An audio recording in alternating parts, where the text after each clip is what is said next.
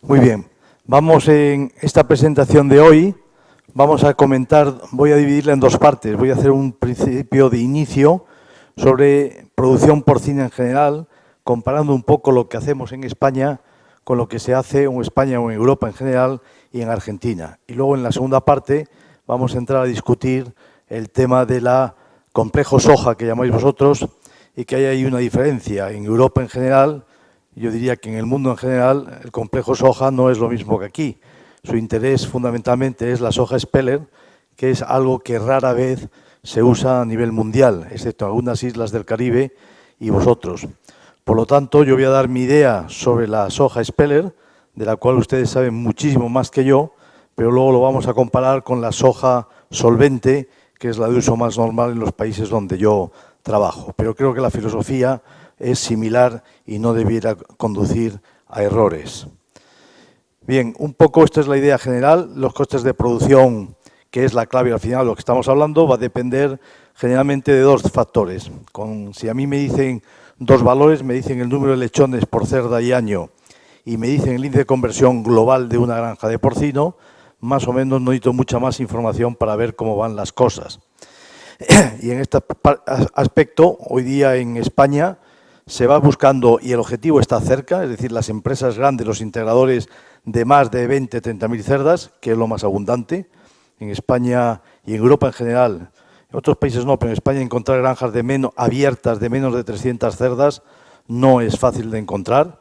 Las granjas suele ser, y las nuevas de 1.000, 2.000 cerdas como mínimo, pues cambia completamente. Pero estamos buscando y estamos en ello, no es un objetivo a largo plazo, de sacar 26, 27 lechones por cerda y año, y la conversión en cebo pues tiene que estar por debajo de 2,5. Estos son los objetivos manejables y que muchas empresas ya lo tienen.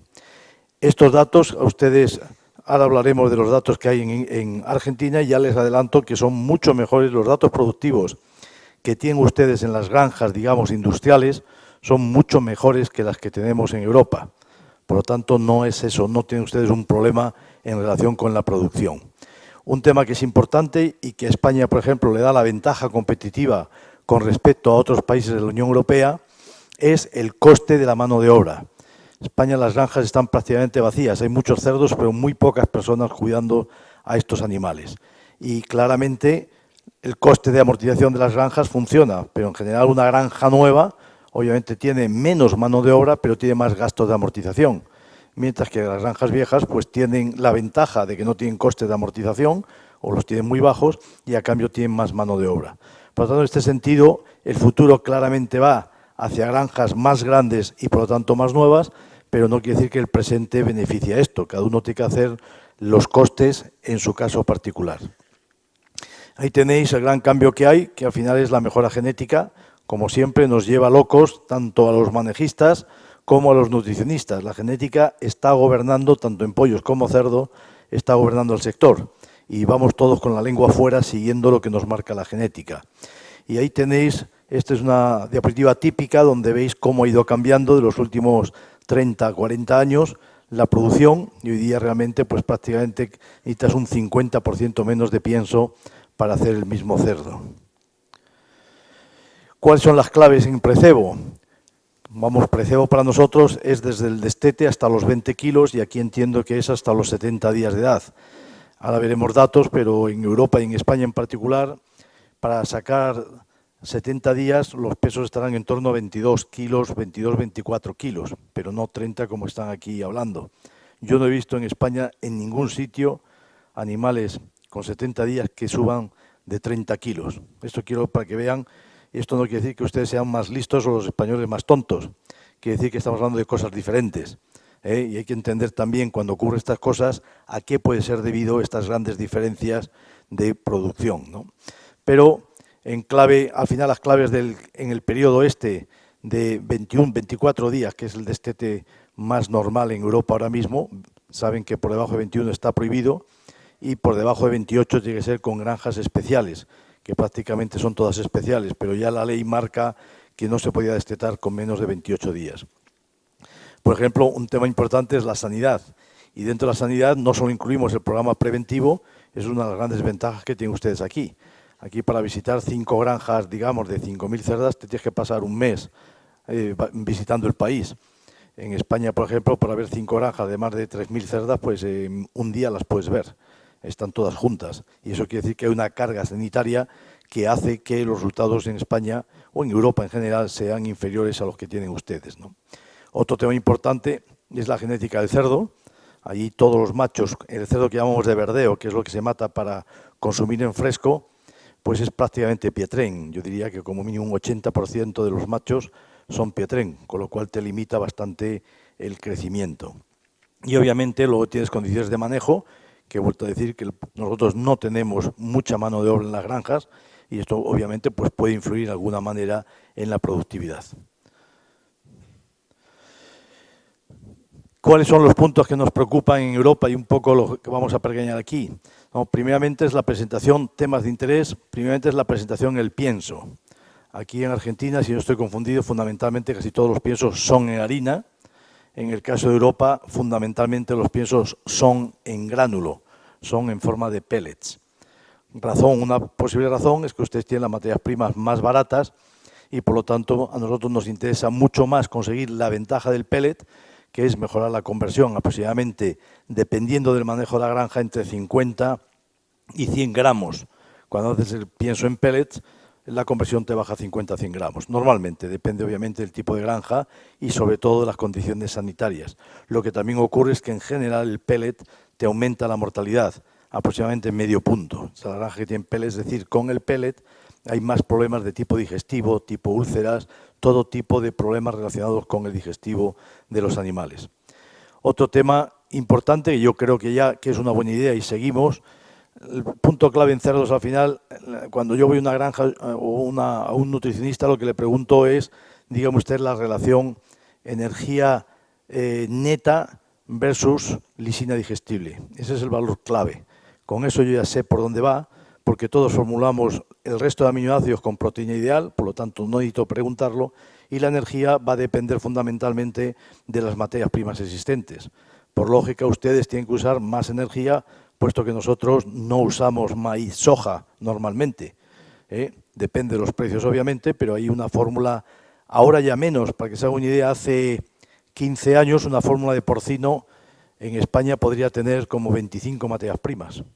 En este momento no, por los temas de temas de seguridad alimentaria se ha reducido mucho el número de materias primas, pero era bastante frecuente que una fórmula no te cupiera en una hoja, necesitabas 2 hojas para ver la composición de materias primas. Quiere decir que nosotros usamos, por ejemplo, bastante cebada, se usa girasol, no solamente soja, colza, que son materias primas con menor energía, y por lo tanto nuestros piensos muchas veces tienen menos energía o podrían tener en función de la economía que vamos buscando.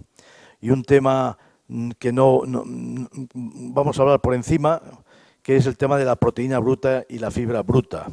Siempre se ha creído y hemos formulado pensando que a más proteína mejor. Bueno, eso es un concepto que se tienen que ir quitando la cabeza el que todavía lo tenga. Ahora mismo en España es más frecuente formular con máximo de proteína que con un mínimo. ¿Por qué con un máximo? Primeramente por el tema de contaminación ambiental. En Europa quien contamina paga y es más, quien contamina va a la cárcel. Con lo cual ahora mismo el tema no es usar mucha proteína, sino ver cómo reducir los niveles de proteína de los piensos, porque nos va la vida en ello. Lo que sí mantenemos constante obviamente son los aminoácidos. Si no hay aminoácidos, el equilibrio aminoácidico, entonces vas mal, pero no formulamos con mínimo de proteína. Segundo tema es el tema de la fibra. La fibra siempre ha sido denostada, cuanto más fibra peor. Bueno, y esto no es necesariamente verdad. Luego hablaremos en la charla de la tarde en pollos, que es todavía lo mismo, la misma filosofía. Pero la fibra tiene una desventaja, que obviamente reduce el consumo, y un alto nivel de fibra obviamente te va a reducir la palatabilidad y también la digestibilidad de los nutrientes en función del tipo de fibra, pero tiene una gran ventaja, y es que el animal va a estar más tranquilo. La fibra da tranquilidad, da saciedad y mejora el peristaltismo digestivo en general. Por lo tanto, otro concepto nuevo es que la fibra no es necesariamente mala, y es más, estamos usando muchas veces muchos piensos, por ejemplo, de transición cuando cambiamos el tipo de alojamiento en las diversas fases. Es muy frecuente en España que pongamos, por ejemplo, metamos 4 o 5% de paja de cereales en el pienso, que es caro, no lo metemos porque sea barato, nos encarece el pienso. O meter también un 3 o un 5% de pulpa de remolacha en función de la problemática digestiva que tengamos. Lo que quiero con esto decir no es que a partir de mañana ustedes compren toda la fibra que encuentran y la metan en el pienso, sino que quiero es que lo piensen. ¿Por qué algo tan raro como meter fibra costando dinero lo hacen en unos países y no lo hacen en otros? Y un tema que es importante y no me gustaría pasar es el tema de lo que yo llamo demandas sociales. Demandas sociales yo llamo aquello que no entiendo muy bien por dónde va, pero que entiendo que puede ser importante. O sea, al final el que compra y come la carne es el que manda, el consumidor es el rey, que dicen los franceses. Quiere decir que si los consumidores quieren un cerdo con las orejas mariposa, pues habrá que buscarle, cueste lo que cueste, ¿no?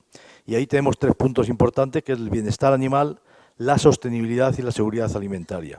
Estos son 3 puntos que encarecen, siempre que cambias algo encarece, pero que hoy día a la hora de formular nosotros lo tenemos muy, pero que muy en cuenta. Se tiene que tener en cuenta, encarezca lo que encarezca. Esto es un principio que se usa, este bidón que ven aquí, es el que utiliza normalmente en las escuelas, en las universidades, para hablar de la proteína ideal, del aminoácido limitante. Y a mí me gusta más que usarlo para el aminoácido limitante para la producción del porcino. En producción de porcino, si queremos mejorar, tiene que ir todo al unísono. Si tú tienes una genética mala y haces un pienso bueno, los resultados van a ser muy, muy pobres. Si tienes una sanidad mala y le subes la proteína del pienso, vas a tener una debacle. Es decir, todo tiene que ir al unísono. Si yo mejoro la calidad genética del cerdo, tengo que mejorar el manejo y tengo que mejorar la nutrición. Si no lo hago todo conjuntamente, no va a funcionar. Siempre la varilla más baja es la que me va a gobernar la productividad. Nunca cambien a un cerdo de más calidad si no cambian el manejo, no va a funcionar.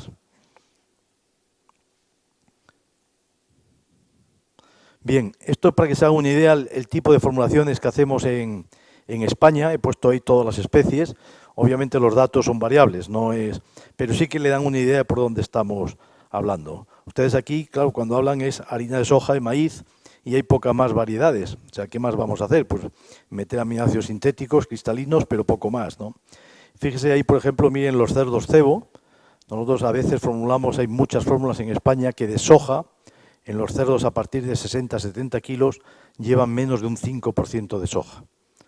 Es decir, la soja no es importante. ¿Por qué la soja es tan baja? Primeramente porque es cara, obviamente. La soja es lo mejor, es el control, es la base con la cual yo comparo el resto. O sea, no se confundan. Nosotros usamos poca soja porque es cara, no porque sea mala. ¿Qué sustituimos ahí? Pues varias razones. Primeramente, nosotros formulamos con máximo de proteína, quiere decir que damos preferencia a los aminoácidos cristalinos.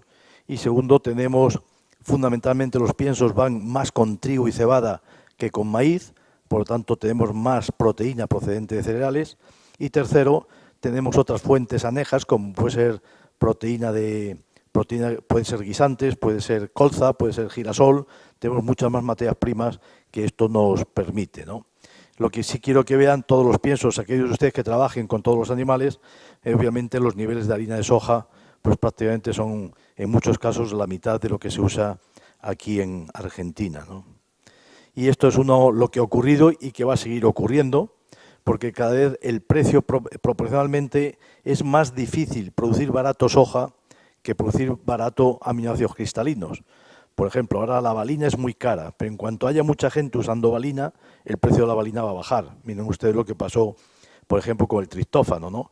De un precio de 60, 600, bueno, una barbaridad, estaba pensando en pesetas y sin embargo ha bajado.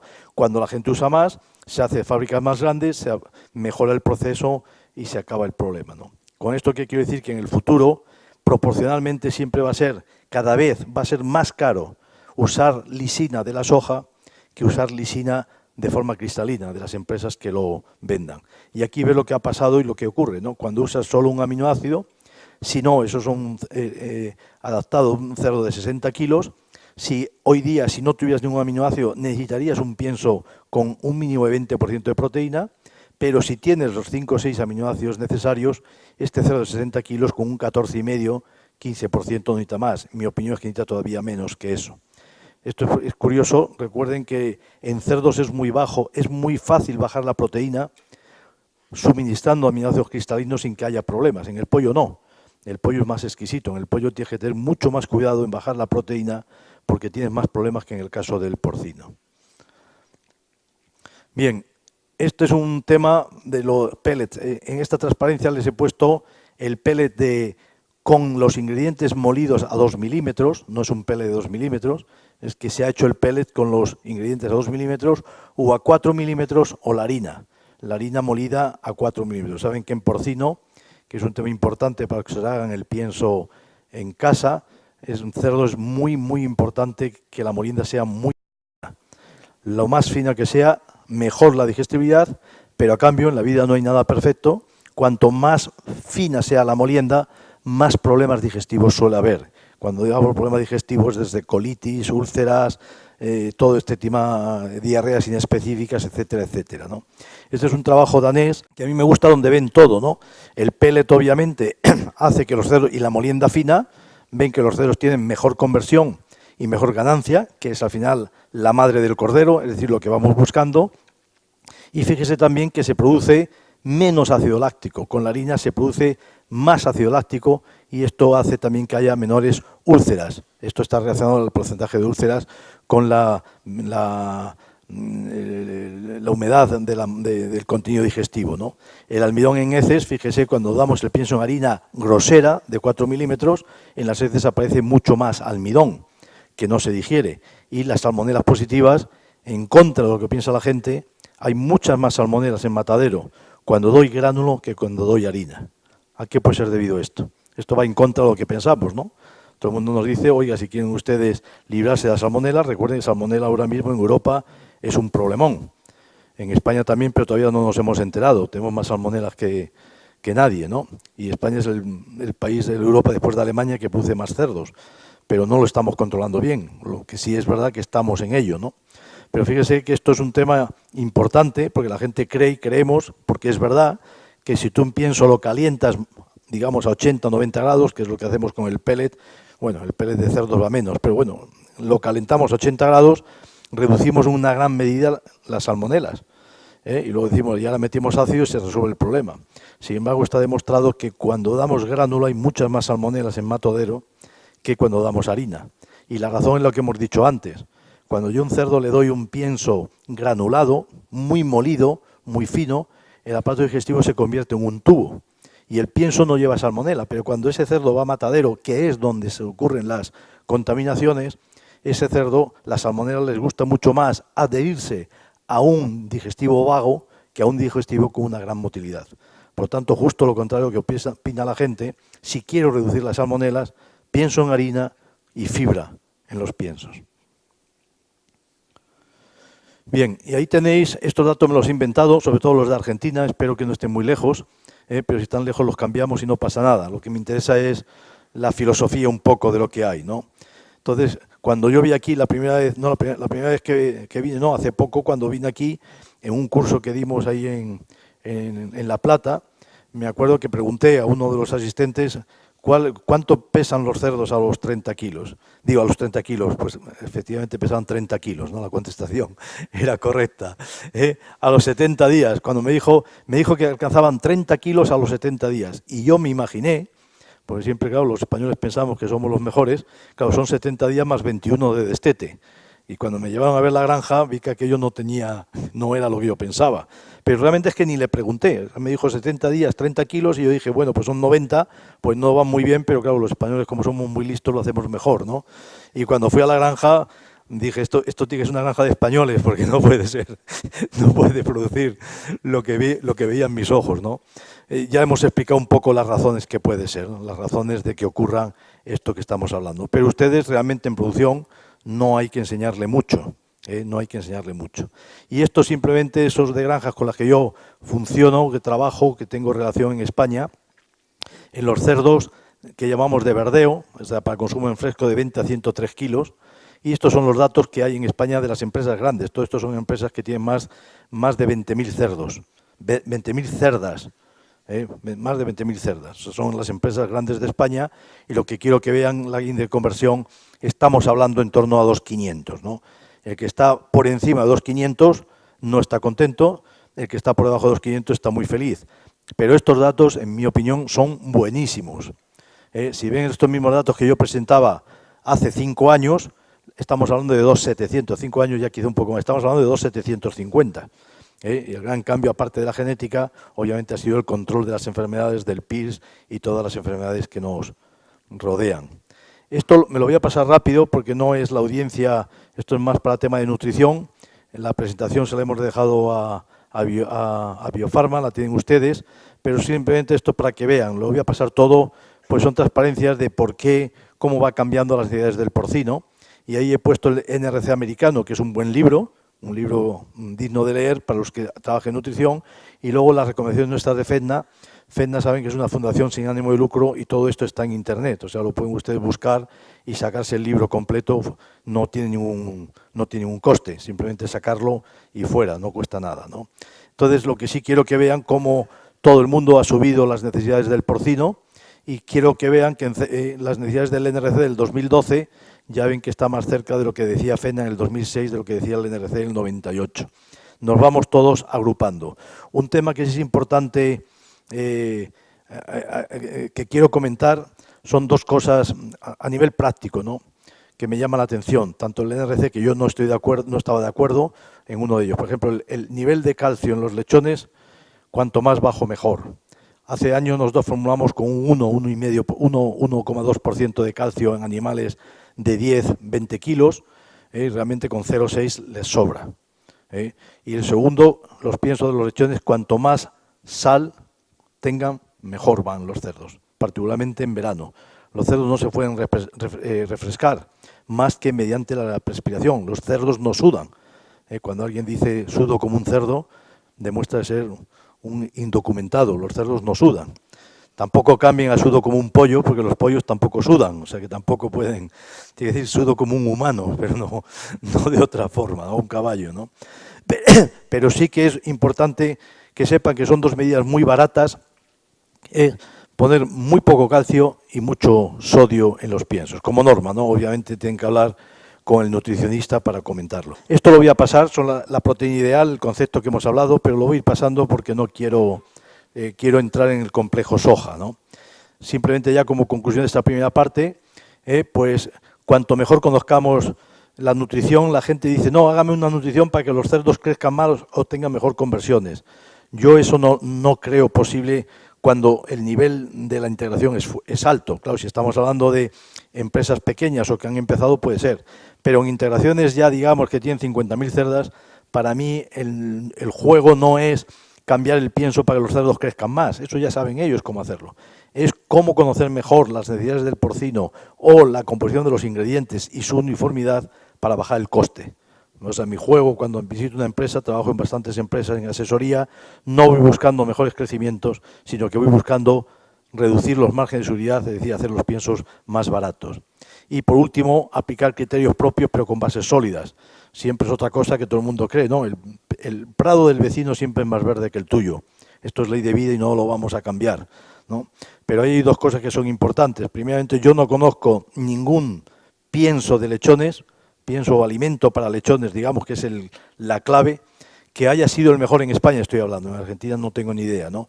Pero que haya sido el mejor durante 10 años. Tú vas a un sitio y te dicen, oiga, tengo ahora un pienso de lechones, el de Pepe, es maravilloso. Vuelves a los 6 meses y ya ese es una porquería y hay otro mejor. O lo mismo, en el caso de España, vas al norte y te dicen, el pienso de Pepe, esto es una maravilla, vas a Murcia y el pienso de Pepe no da pie con bola, ¿eh? Quiero con esto decir que en piensos de lechones lo importante para mí no es el mejor, si lo eres bien, no protestemos, pero se trata de mantener una calidad, digamos, constante por encima de la media. Para mí esa es la clave. El otro es muy difícil, ser el líder y ir siempre en cabeza no es nada fácil. Bien, vamos a entrar un poquito ahora en el tiempo que me quede, avisarme cuando me queden 5 minutos. ¿Ya me quedan 5 minutos solo? ¡Qué susto! No, para no pasarme, yo creo que es importante mantenerlos. Bueno, esto es un haba de soja. Ahí tenéis la composición, fundamentalmente en el haba, el poroto que llaman ustedes, pues es proteína, lo que más me importa, pues aceite en torno al 20% y proteína pues en torno al 36-38%, ¿no? Y a partir de ahí, pues yo le puedo hacer bastantes cosas, ¿eh? Entonces, el haba de soja, yo puedo, los derivados comerciales tradicionales en Europa, que sería el poroto desactivado, le llamamos nosotros full fat soya, que es simplemente pues varios procesos. Podemos extrusionarlo, tostarlo, cocido, expandido. Hay muchos tipos de procesos diferentes y en principio todos ellos son buenos si se hacen mal, si se hacen bien, y todos ellos son malos si se hacen mal. Pero no hay posibilidad de decir, no, es que como es extrusionado es mucho mejor. En teoría el extrusionado húmedo podría ser mejor, pero es más caro. Por lo tanto, yo no tengo una gran preferencia para decir esto es lo mejor que hay, pero sí que hacerlo bien es importante. Cualquiera de los métodos, baratos o caros, si lo hacemos mal, el producto será malo. La full fat soya se utiliza muy poco porque es cara y fundamentalmente pues va en piensos de lechones, en aquellas fábricas que no tienen muchas posibilidades de distintos tipos de grasa. Pues la elección sería el aceite o la manteca de cerdo, lo que usamos en los piensos de lechones. Los productos estrellas serían la harina de soja solvente, la descascarillada, que viene a tener 47%, si es, como saben, si es Argentina, rara vez llega al 47%, se queda más en el 46, 46 y pico, dependiendo del año, y cuando se añade la cascarilla, pues nos queda un producto con 44%. Hoy día, debido a la diferencia en precio, prácticamente la 44 casi no se usa. Es mucho más económico usar 47 y en rumiantes incluso, que usar la 44, porque la diferencia en coste es muy baja. Por lo tanto, la 44 se usa muy poco. Luego tenemos la harina de soja Speller, que no se usa en absoluto en España, en Europa muy poca, ha aparecido ahora alguna brasilera Speller, pero no hay mucha. Y luego tenemos la cascarilla de soja y un producto que me llama la atención que aquí no se usa. En España usamos no solo el aceite de soja, que usamos poco porque es caro, ahora no es muy caro, pero bueno, llegó a valer 1.000 euros la tonelada, ahora está en 680, una cosa así, para que se haga una idea, pero las oleínas y las lecitinas. Ustedes producen, muchas de las lecitinas que usamos en Europa vienen de Rosario, directamente, que es del producto de la industria del biodiesel. Es un producto fabuloso. Y lo combinamos, de hecho, con oleínas, no oleínas de soja, que tienen una calidad extraordinaria y son caras, sino con oleínas de palma o con oleínas de grasas mucho más baratas. Pero si van a Europa, verán cómo todos los aceites, lecitinas y todos estos productos que ustedes no usan o que yo no sé, no tengo constancia de que usen, son el pan nuestro de cada día, ¿no? Luego tenemos productos de valor añadido, que sería el poroto, que llamamos full fat soya descascarillada, que es un producto para lechones con poca cascarilla y por lo tanto un gran valor nutricional. La harina de soja, que la volvemos a extrusionar, la harina de soja ya procesada, para lechones para reducir los niveles de tripsina. Hay un producto nuevo que es la harina de soja micronizada, que es simplemente molida muy fina, que tiene la gran ventaja, la soja, cuando la movemos muy fina se vuelve blanca, totalmente blanca.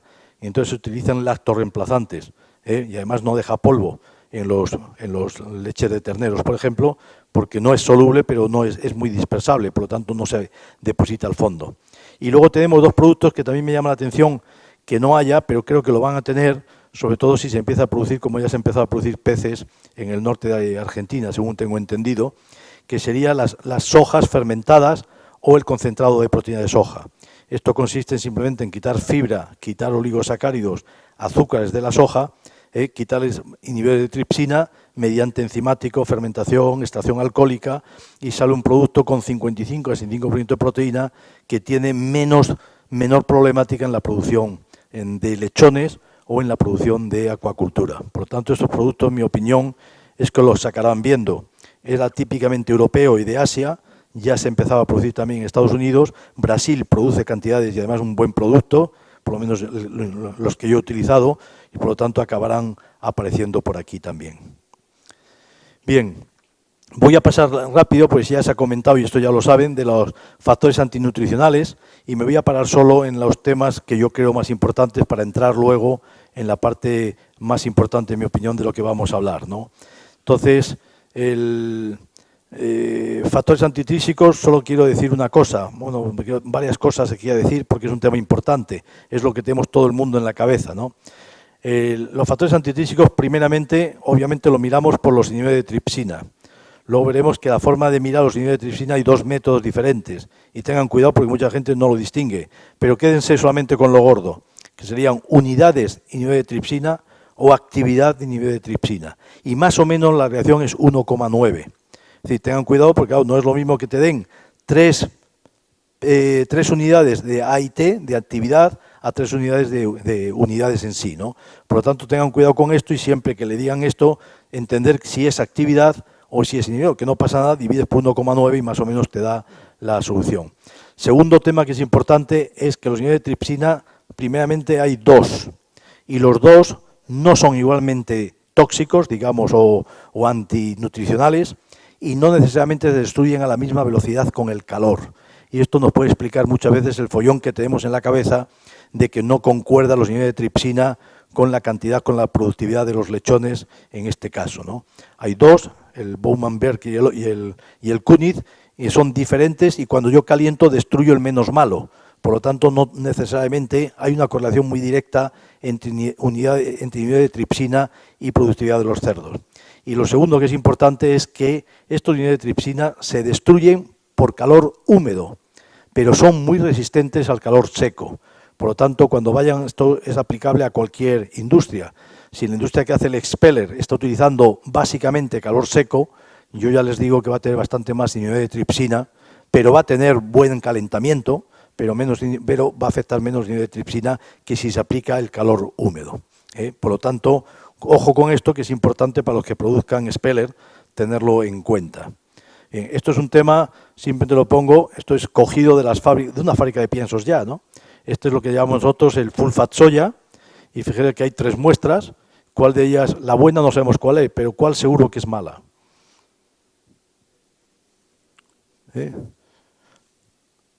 Esta de aquí está seguro mala, no la puedo procesar.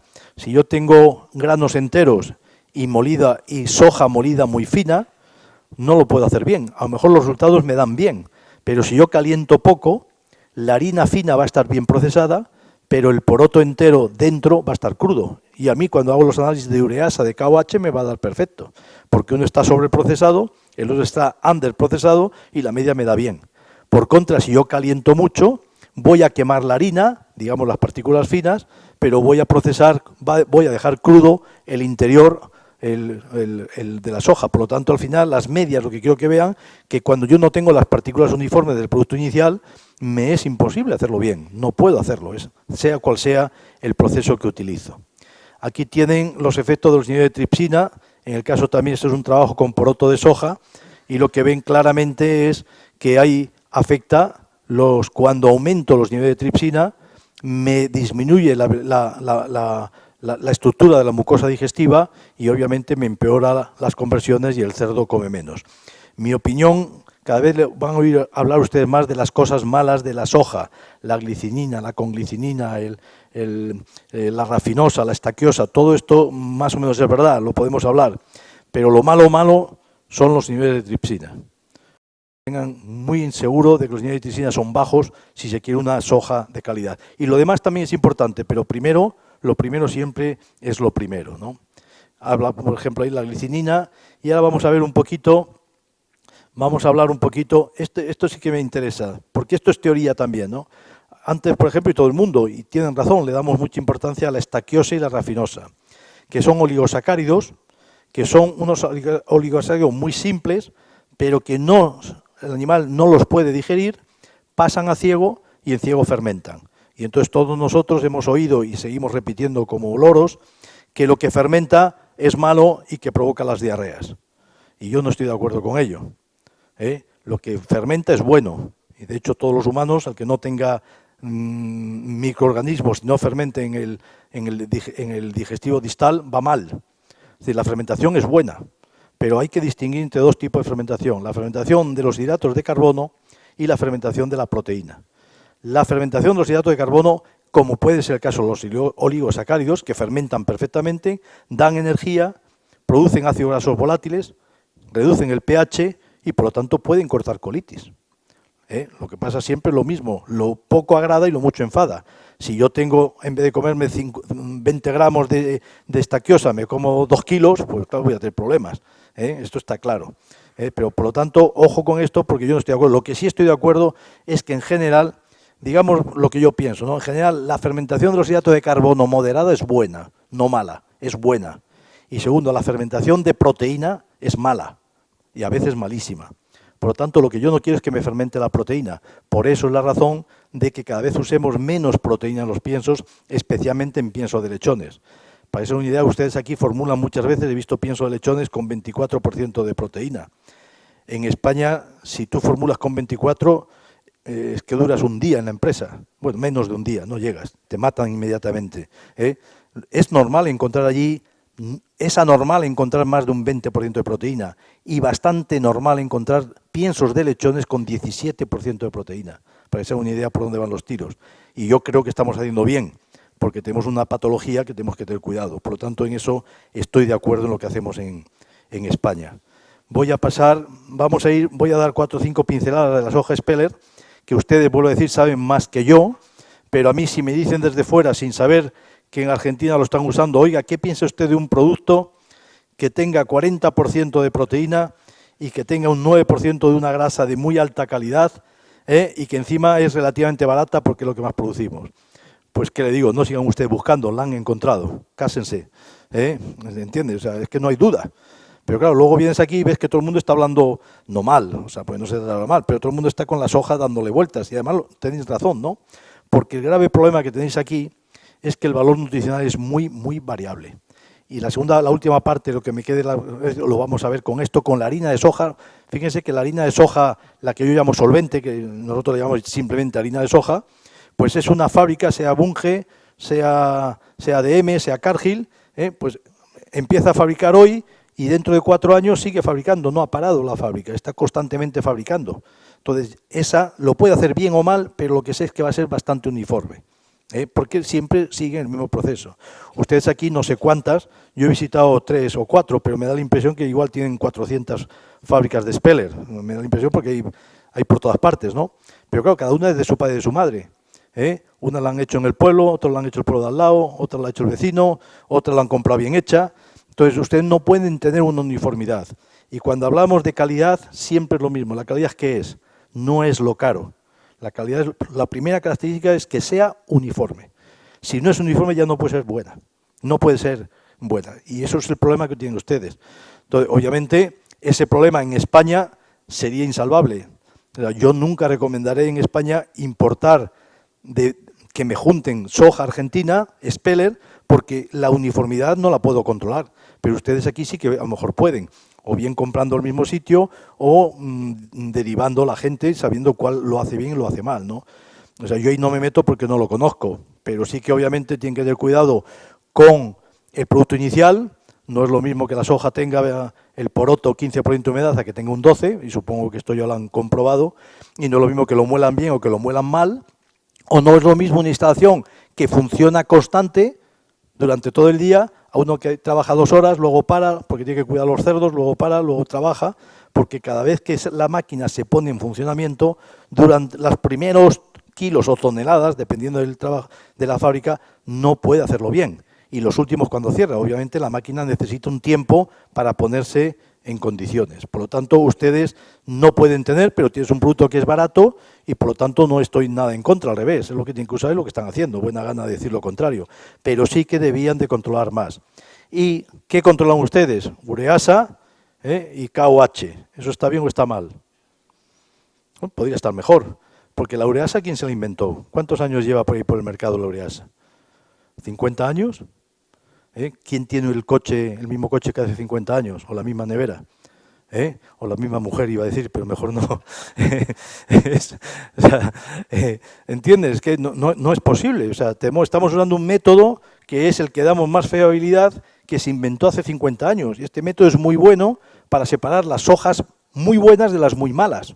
Obviamente, si tienes 0,40 es muy malo. Si tienes 0, ¿pero qué pasa si tienes 0? Que no sabes si está perfectamente hecho o está totalmente quemada, porque el 0 de ureasa, la ureasa no tiene valores negativos, por lo tanto solo me vale para saber si está cruda o está medianamente, pero si está quemada no lo sé con la ureasa.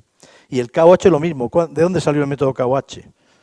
KOH, todo el mundo habla de Araba y Dale, Nick Dale, que obviamente fueron los que lo promocionaron, pero esto era un método de Purina, que se inventó Purina en Estados Unidos hace también 40 o 50 años. ¿Qué quiero decir? Que son métodos bastante pedestres, pero como son baratos, pues es lo que estamos usando, pero no me vale mucho. Entonces, aquí lo que me llama la atención es que no se esté trabajando más, buscando simplemente, que es muy caro hoy día, pero pues, se puede abaratar bastante, inhibidor de tripsina y reacciones de Maillard, ¿no? La lisina reactiva. Son caros, pero es donde yo enfocaría, si fuera científico en el país, donde tienes que enfocarte, cómo hacer que estos métodos sean más baratos de hacer. Os voy a poner datos, por ejemplo, Premier es una empresa inglesa, líder en el sector de porcino, para que veáis lo que ellos llaman soja speller. Claro, si aquí en Argentina alguien coge el Premier Atlas, que es una empresa muy buena, y pone la matriz, 44% de proteína, o el NRC. El NRC del 2012 dice que la soja speller tiene un 44,6% de proteína. Estos no han cogido una muestra de Argentina desde hace 40 años. Pues yo he visto muy pocas muestras de Argentina de speller con 44. El estato etéreo más o menos sí que está bien, pero ven que al final, claro, la proteína no está bien. Estamos valorando distintamente y la gente que crea que los ingleses son buenos, pues sí, son buenos, pero la soja de ustedes no tiene 44% de proteína, ¿no? Y aquí veis, por ejemplo, el NRC, cómo valora la harina de soja 44-47 con la speller y la soja fermentada, que es esta que le quitan, fermentan simplemente para quitar los factores antinutritivos, ¿no? Y fijaros, esta soja fermentada, por ejemplo, que da un valor de 75% de digestibilidad, pues es falso, y yo no me creo que la soja speller, la que ustedes tienen, tenga de media un coeficiente de digestibilidad ileal de la lisina superior a la harina de soja 44. No me lo creo. Pero eso está claro, o sea, es filosofía, no es una cuestión, no he visto las muestras, pero si hay 400 fábricas no pueden tener mejor valor que una fábrica de harina de soja, que es siempre lo mismo, simplemente no es nutrición, es simplemente utilizar la cabeza, que muchas veces es lo que falta, ¿no? Bien, y ahí tenéis, por ejemplo, de la Premier Atlas lo mismo, pero fijaros la energía metabolizable porcino que da, pues le da a la soja speller, pues le da casi el mismo valor, a pesar que tiene 9% de grasa, que la soja 47, a pesar de que dice que tiene 44% de proteína. Es decir, hay ahí bastantes cosas que no cuadran, y fijaros, si no cuadra a nivel mundial, ¿por qué no? ¿Por qué todos estos datos, en cuando te vas si te vas a Argentina no hay muchos datos, porque no hay mucha información, pero si te vas fuera de Argentina no hay ninguna, porque nos tenemos que inventar los datos porque es que no hemos visto en nuestra vida una soja speller, mucha de la gente. O sea, por lo tanto, ¿cómo vas a hacer una buena matriz de algo que no sabes ni lo que es, ni cómo se hace, ni nada? Bien, y esto, lo último que quiero, los datos de Argentina los he cogido de empresas argentinas, de matrices, y me llama la atención, por ejemplo, el valor tan alto que le dan a la lisina total. O sea, una soja speller no puede tener, en mi opinión, con 40% de proteína, no puede tener un 2,61 de lisina total, porque la soja 48 ya tiene 2,85 más o menos, y le quitas un 15%, te tiene que dar menos. Bueno, este es el tipo de cosas que creo simplemente mostrar la problemática que tenemos, ¿no? La problemática que tenemos para valorar. Ahí tenéis la energía metabolizable, en Argentina 3.600, los ingleses le dan 3.420, bueno, esto es mucho dinero, ¿no? Esto es la vida o la muerte. Bien, yo quiero ahora entrar, les voy a poner algún dato de un survey, vamos a ver lo que... Bueno, esta también es buena, fíjese que aquí he cogido todas las instituciones las más importantes de todo el mundo. O sea, está el NRC americano, esto es de pollos, porque de porcino, como hay valores de energía neta y metabolizable, es más difícil de valorar, ¿no? El INRA francés, los japoneses, el libro oficial japonés, las normas FENA de España, el CV de los Países Bajos, que es un buen libro, Visosa de Brasil y Rusia, que acaba de sacar. Fijaros, ahí solo quiero, para la misma proteína, mirar la energía metabolizable que le dan a la proteína solvente, que yo digo que es la uniforme. Recordar esto. Imagínense ahora si me hablaran de speller, ¿no? Con lo que he dicho de la falta de uniformidad. Esto en teoría es el uniforme, y fijaros que si eres japonés, le das un valor de 2.450, si eres holandés, 2.210. 240 kilocalorías, eso más o menos a niveles europeos más de 30 euros por tonelada, y los jefes de compra por 5 euros ya matan. Y aquí hay 30 euros y la gente no le da importancia. O sea, en función de que seas de un país a otro, vas a pagar 30 euros más por una soja que por otra. Bien, yo quiero entrar ahora en un muestreo que hice, voy a dar solo unas pinceladas. Hemos hecho durante 8 años, analizado muestras de Argentina, Brasil y Estados Unidos. Las muestras han cogido bien el país de origen, aquí en Argentina cogimos mucho a través de una empresa, o a la llegada de los barcos a España. Cuando llegaba el barco a España, tenemos identificado el barco, cogíamos la muestra no en las fábricas de pienso, sino en los molinos ya directamente. Y esto tienen ahí los resultados. Quiero ir muy rápido por ellos, pero lo primero que quiero que vean aquí es que las hojas son diferentes. Si ustedes me envían a mí una soja, yo les digo de qué país es, basado por tecnología NID. Quiere decir que las hojas de los 3 países son diferentes. Si yo las puedo diferenciar en mi laboratorio, quiere decir que son diferentes.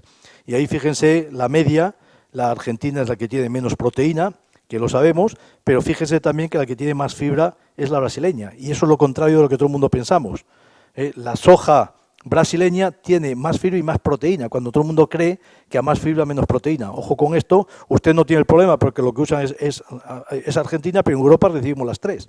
Y la gente se equivoca diciendo como tiene mucha fibra tiene que tener poca proteína. No es verdad, ¿no? ¿Por qué es esto? Porque si la soja brasileña tiene mucha fibra y mucha proteína, ¿qué quiere decir? ¿Que tiene más de un 100% en composición? Eso es imposible, ¿no? La composición tiene que ser, quiere decir que tiene algo de menos. ¿Y qué es lo que tiene menos? Pues lo que tiene menos es justamente la azúcares. La soja brasileña tiene menos azúcares, es menos dulce y tiene por eso un poco menor valor energético que la argentina o la brasileña. Y otra cosa es importante, la brasileña, por ejemplo, tiene más proteína, pero el perfil es diferente. Esto lo veis también en las notas de Bonig, por ejemplo, en el libro de Bonig, la soja brasileña por unidad de proteína tiene menos lisina, mientras que la argentina y la americana son parecidas. Y esto para terminar, no vamos a ir más, pero hay muchos más datos, pero sí que quiero que vean que todo esto depende de la latitud. Argentina y Estados Unidos están a la misma latitud, por lo tanto el perfil de aminoácidos, el contenido en azúcar y otras cosas son parecidas, mientras que India y Brasil están en otra diferente latitud y son más parecidas, ¿vale? Con ello quiero acabar para no pasarme de tiempo y gracias por escuchar. Gonzalo, vos explicaste que la performance en Argentina de la producción porcina es mejor que la española, pero a su vez mostraste que formulamos con exceso de proteína, que formulamos con materias primas bastante más variables y en harina, y presentamos el alimento de la harina. Entonces, ¿a qué atribuís esa mejor o peor productividad en un caso y en el otro? Bueno, si no fuera español diría que porque lo hacéis mejor. No, yo creo la primera razón, hay varias, lo cual no quiere decir que explique todo, pero milagros nunca hay. O sea, milagros pocos ya hay en Fátima y en Lourdes, lo demás hay que andar. Una razón, por ejemplo, es que vosotros podéis usar antibióticos y nosotros no. Segunda es que nosotros usamos, la genética va a animales muy musculados, Pietren, que crecen menos, bastante menos. Cuando usas Topix o Pict, los resultados de macho, la línea macho, incluso las líneas hembras que se están utilizando ahora en Europa, ya no es la Landrace, ya son musculadas también. Y el tercer caso puede ser, primero, claramente es la presión sanitaria, que lo que he comentado antes. Vine aquí hace un año, estuve visitando algunas de las fábricas, algunas granjas de porcino y en 4 días visitamos 3, me parece, o sea, no nos dio tiempo a ver más. Y en España te vas a una zona y en un día visitas 7 si quieres, si te dejan entrar. Es decir, que es la presión esto. Y luego el tema importante también es que vosotros podéis usar más proteína, lo cual en teoría en lechón no es malo, pero no tenéis problemas de diarrea porque usáis antibióticos. Nosotros si usamos niveles muy altos tenemos que ir a muy bajos niveles de proteína por el tema de diarreas. Pero fundamentalmente para mí es patología y luego también que las granjas que estoy hablando, que tienen mucho mejores resultados, son granjas más nuevas. Y ahí también se nota, las granjas son más nuevas y no de peor calidad que las granjas que yo veo en España, la media de las granjas españolas. Vosotros tenéis muy buenas granjas de porcino. Gonzalo, una consulta.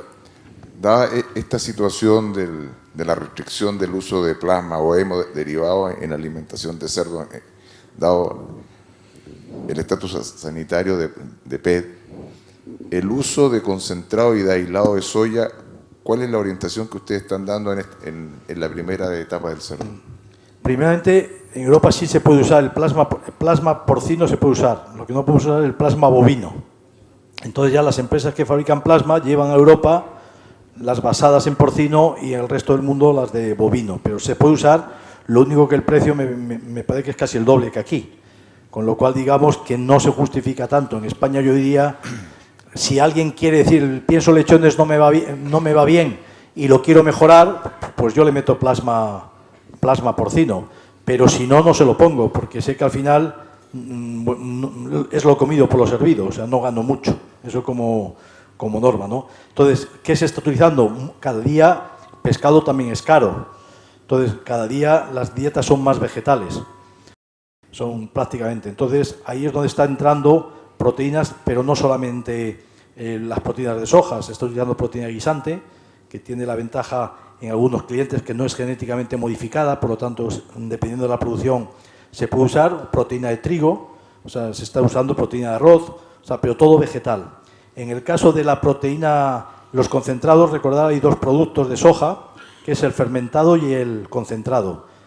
En Estados Unidos le llaman, esto es una definición americana, concentrado tiene que tener más de 55% de proteína. Y cuando hacemos el fermentado solamente quitar cascarilla, una soja normal, le quitas la cascarilla y la fermentas y usas enzimas. Entonces, estos productos tienen un 55% aproximadamente de proteína y se llaman fermentados porque usan la fermentación.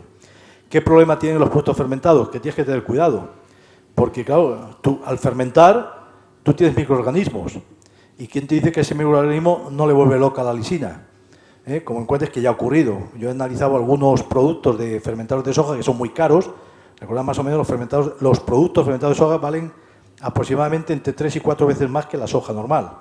Quiere decir que para que tenga sentido, bueno, tienes que hacerle los cálculos, ¿no? Pero al fermentar, si no usas el microorganismo adecuado y se come la lisina, te cambia el perfil de la soja, no es el mismo perfil, ¿no? Entonces, para hacer la historia corta, se está usando bastante, no bastante, yo creo, primeramente yo no soy muy amante, está bien, pero se está usando bastante en acuacultura, donde ahí sí que los factores antinutricionales pueden ser más importantes, ¿no? Y en lechones se está usando aproximadamente entre un 2 y un 4% en muchos piensos. Pero es una materia prima que está ahí y que la conocemos y que se usa. Bueno, hacia el final, ¿hay una? Hola. Sí, Gonzalo, una pregunta. Venimos escuchando del aumento de costos de producción en Europa por el tema del bienestar animal y varias restricciones más que ha agregado la Comunidad Europea. Si a eso le agregamos que no tienen la materia prima que consumen, es decir, ni soja ni maíz en general, aunque tienen otras alternativas, ¿ves alguna posibilidad de que empresas europeas empiecen a tener parte de su producción en países como Sudamérica, Brasil, Argentina? Sí. Primeramente, hablo a nivel filosófico y luego entramos en la práctica. A nivel filosófico, ningún país se puede permitir el lujo de no tener una base. La gente igual se puede quedar sin televisión, sin teléfono ya no, pero se puede quedar sin comer, no se quedan seguros. Por lo tanto, desde un punto de vista político, lo que no tiene ningún sentido es que Europa exporte porcino. Yo eso no lo veo. O sea, no tiene sentido que exporte pollo, que exporte porcino. Por lo tanto, mi opinión es que la producción europea no va a subir, pero sí que se va a recalificar. Y, por ejemplo, países como España, en España, por ejemplo, somos 100 habitantes por kilómetro cuadrado, que para vosotros es mucho, pero por Europa es muy poco. Pero es que además en España casi todo el mundo vive en la costa o en 4 ciudades en el interior. Si quitas Madrid, Zaragoza y la costa, somos como en Argentina, tenemos 10 o 20 habitantes por kilómetro cuadrado. Quiere decir que España tiene una capacidad tremenda en este sentido, porque al final la clave es o un chalet o una granja de cerdos. Donde hay un chalet no puede haber una granja de cerdos. Y España tiene esas posibilidades, ¿no? Hablando de lo otro, hay que tener cuidado. Por ejemplo, hace 15 o 20 años ya, una empresa española, la líder del mercado, Balcom Pans, que produce, es una empresa privada de un solo señor, que produce en España hace cerca de 4 millones de cerdos. O sea, es privada la más grande de Europa. Vinieron a Argentina. Siempre vinieron en el momento inadecuado. Fue como hace 20 años para proponer, hacer una integración, y la idea para mí era buena, pero era no conocer a la gente tampoco en aquel momento. Vinieron a Argentina y propusieron a los dueños de chacras de 150 hectáreas que tenían terneros, pues le propusieron, mire, usted con esto no tiene futuro porque con los terneros, con estas fincas tan pequeñas, o no podrá, pero nosotros le proponemos, nosotros le ayudamos en cada granja de esta, siga usted con los terneros, pero ponga una granja de cerdos. Y hacemos una integración, y esto lo hizo Balcom Pans. ¿Cuántos se apuntaron a la integración hace 20 años? Es que ni uno. O sea, no consiguieron ni una sola persona que se quisiera. Ahora sería diferente probablemente, ¿no? Pero en aquel momento no había ni uno. Entonces, irte fuera del país siempre supone problemas. Mirad si no Charles Du, el francés en Brasil, ¿no? No es tan fácil el cambiar de sitio. Bueno, vamos Sí, a Gonzalo, las últimas dos. Gonzalo. Ahí tengo Gonzalo, una. déjame, hombre. Tengo una ahí antes, Alfonso. Dale, dale. Ahí, José.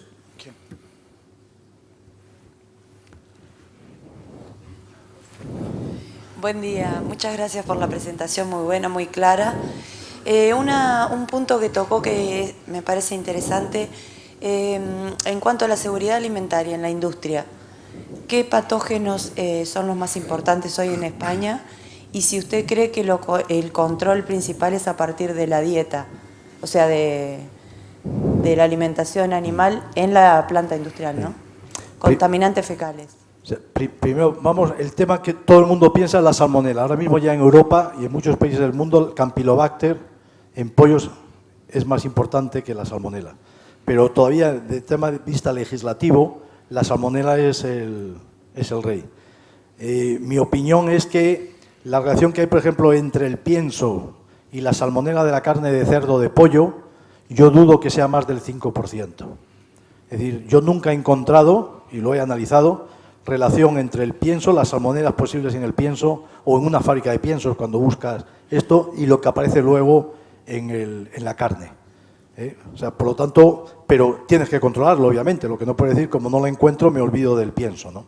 Pero ahora mismo, con diferencias, la salmonela es donde está persiguiendo. Para eso, ahora mismo, en países como Dinamarca, el porcentaje de canales contaminados por salmonela no llega al 5%. Y en España, recordad que canales contaminados quiere decir granjas. Con que una granja aparezca una, ya en España puede estar un 50 o 60%, ¿no? Claro, por eso los daneses, cada vez que vienen a México, se mueren todos ellos, no queda ni uno.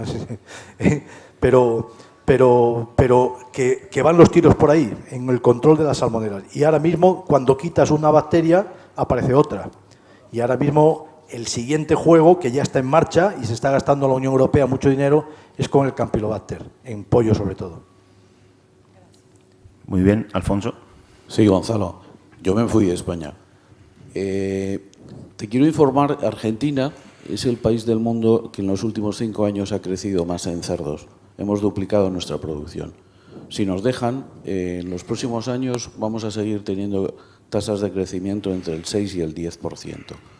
El modelo de negocio que se está desarrollando aquí, en estos tiempos, es que estamos en zonas lejos de puerto, con climas muy buenos. Muy bueno significa humedades por debajo del 60%, pero la gran ventaja es que todas esas zonas están rodeadas de maíz y soja que se procesa y se les da a los animales.